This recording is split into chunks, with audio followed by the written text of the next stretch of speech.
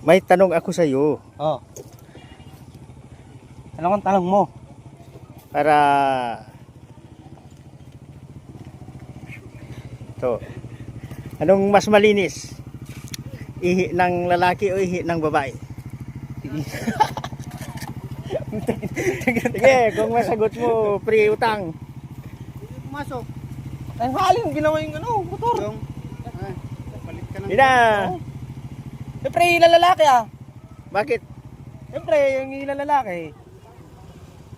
Ano? Umiinom ng gin. Hoy! Pampalinis na. Hey! wala. Hindi yun. Mas malinis yung ihi ng lalaki. Tama yun. Oh. Dapat naman ako, di free utang. Pero hindi yun ang rason. Alam mo, Rodon. Mas malinis yung ihi ng lalaki kasi dumadaan sa tubo. Yung ihi ng babae dumadaan sa kanal kaya